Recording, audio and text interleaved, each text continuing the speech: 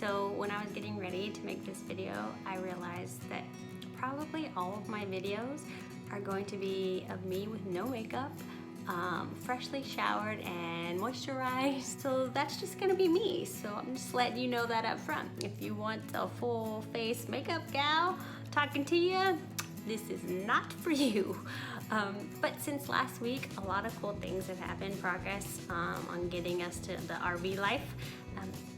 The biggest thing I think is that Jason tore down his man cave.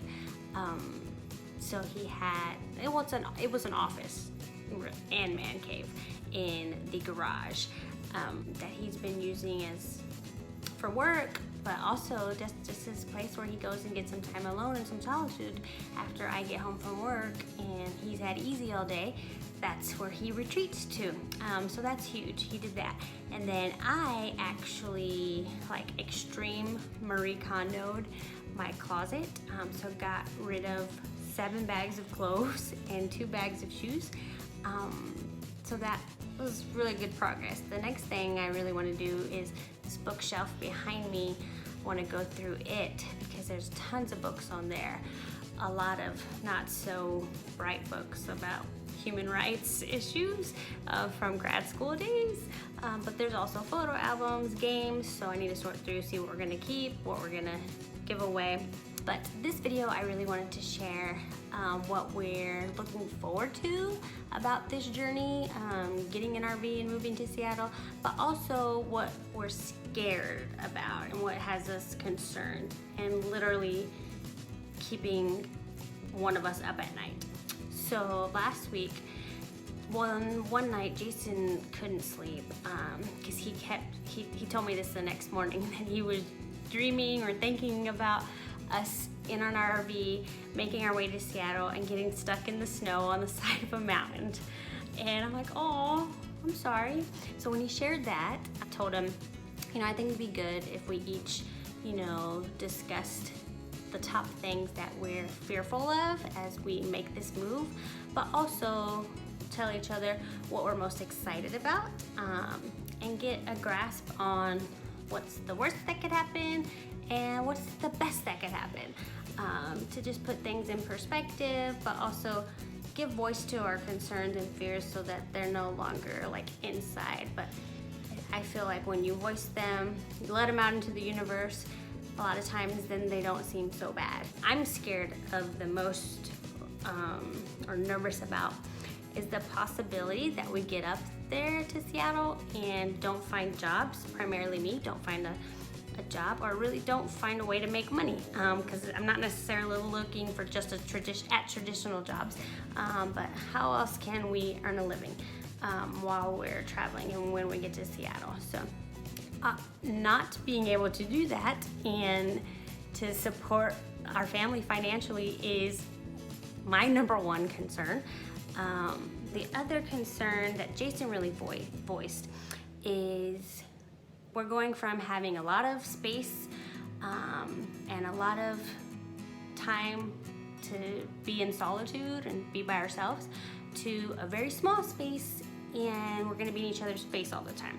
So he's not concerned as much as he wants me to be aware of that. And so we talked about that and we're like, okay, so if we get annoyed at each other, which I'm sure will happen, what are we gonna do? And how are we going to not take it personal if we just need some time apart? We need to not be in each other's face. So we talked about what can we do if and when those times happen. And we'll be towing my car behind the RV, so we'll have 2 vehicles. So one of us could always drive away, not forever, but go to a coffee shop, get some space. When the weather's nice out, one of us can be outside because the RV we want has a TV that's outside, and then you can open up the awning so that you're covered. So if it's not freezing out, one of us can be outside and the other one's inside. One of us can go on a walk. Just knowing that it is gonna happen, we're gonna get to a point where we just need some alone time, and we can't take it personal. We still love each other, but you do you, go get you some time. So we talked about that. And okay, what we're excited about now, the fun stuff, is seeing new places, obviously, and the flexibility that the RV will provide. So yeah, we're making our way up to Seattle, but what if we get there and we don't like it? But that RV provides the flexibility. Whereas if we were to just rent an apartment right away, we wouldn't have that flexibility. So the RV, you can move around. Another thing we're excited about is another obvious, creating really cool memories with Easy. So Easy's gonna be one on December 11th, which is crazy. So if we're in an RV before then, that's just wild to think about.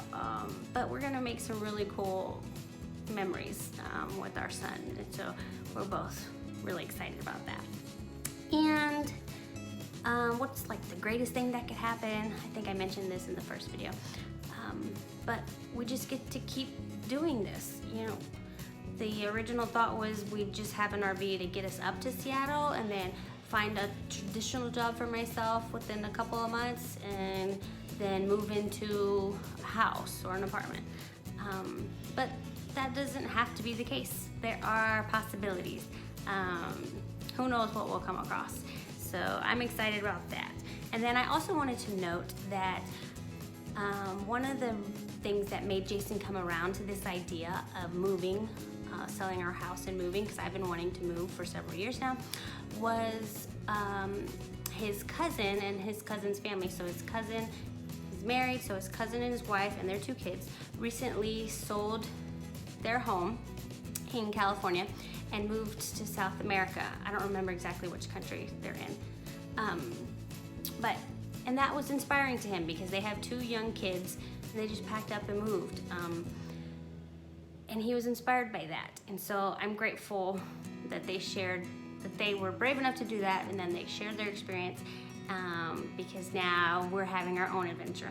And that's one of the reasons I'm sharing our info, because maybe you want to do something similar, or maybe you hadn't thought about it, and now you have this crazy idea from this millennial hippie, which is what my boss called me when I told her about what we're doing. She called me a millennial hippie, and I think we're going to own that title. And yeah, I might call this vlogging thing Millennial Hippie Travels, something like that.